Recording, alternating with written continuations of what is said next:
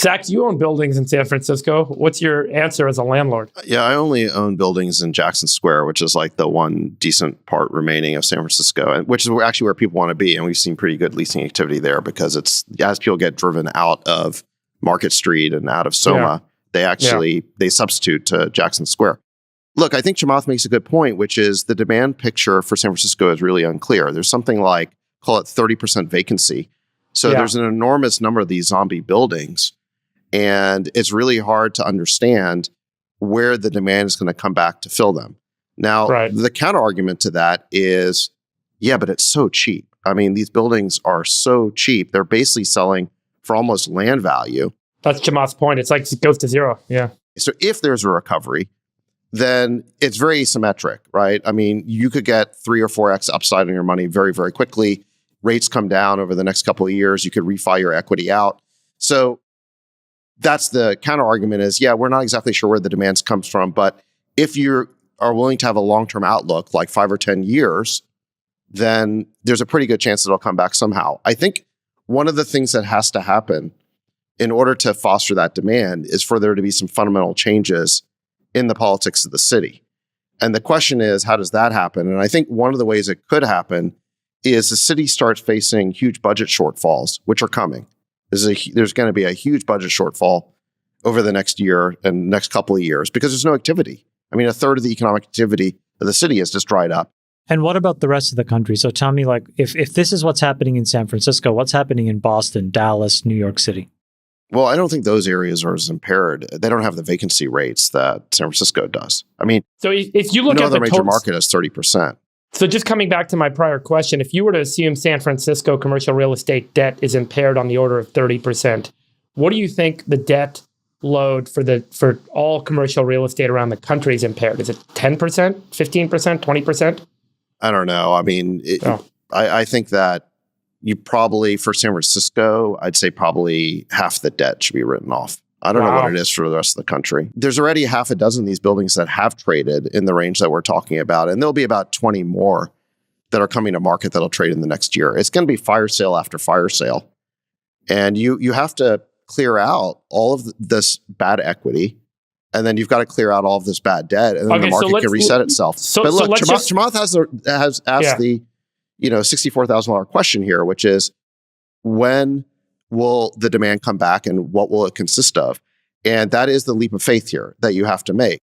Just to finish the point I was making, the city, the politicians are going to be under extraordinary stress because there's not going to be any budget. So what are they going to do? Are they going to lay off half the city employees, reform pensions and salaries? Or are they going to start to realize that all of their crazy transfer taxes, all of their crazy regulations and entitlements needs to be stripped away to start fostering real activity in the city? Are they going to start investing in police again? Are they going to start cleaning up the city? Are they going to act as a partner to business? I mean, that's where the incentives are going to be, is for them to start acting like a partner again.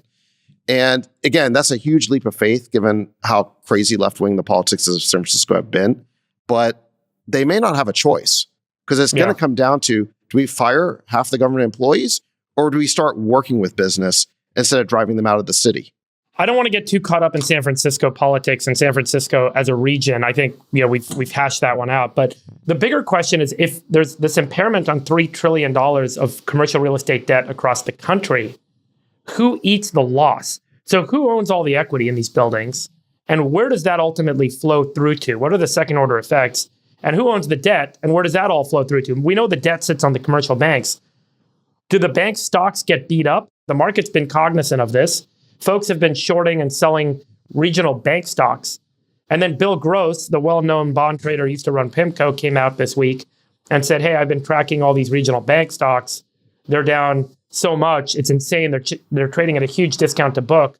I'm going to start buying. And then this morning he put out a tweet saying, I'm buying these stocks. And he listed the names of the bank stocks. He's like, the bottom's been hit. Do you buy that? I mean, has this already been priced into the market, that this debt's going to be written off at some point and all these balance sheets are impaired? Because these banks are trading at a big discount to book value. Book value is a term that you need to put in quotes. So my question would be, what are the rules around the real mark to market? Because I think that when we talked about the banking crisis, the biggest problem was these guys were playing fast and loose with valuations. And so are these things actually valued to market? And do they have to? They're not yet. No, that's the point. That's why they're trying to avoid these sorts of transactions. These book values are illegitimate. Yeah, and that's why they're trading at a discount. But Bill Gross is now saying they're trading at such a discount to whatever the accounting is that they're like now well below the fair value. Yeah, that's the argument for San Francisco real estate. I'm sorry, that at least for these fire sales that are happening. Yeah. Well, Sachs, let me ask you one more question. So I mentioned the Biden program. Biden announced this program, which is effectively $45 billion in federal money to convert commercial buildings into condos and residential buildings. He basically relies on a 1998 transportation and infrastructure bill that provides authority to the federal government to issue low-interest loans for specific infrastructure projects. If you're a developer, is it realistic that this money is going to unlock potential for increasing affordable housing density in urban centers by converting office buildings into residential buildings? People talk a lot about these office to residential conversions. The problem is it's easy to say and much harder to do. Most commercial office buildings don't meet the structural requirements, or architecturally, they're not really suitable. If you think about most commercial office buildings, they've got really big floor plates. And if you think about like restructuring them into apartments, there's not proper window coverage, there's not proper utilities.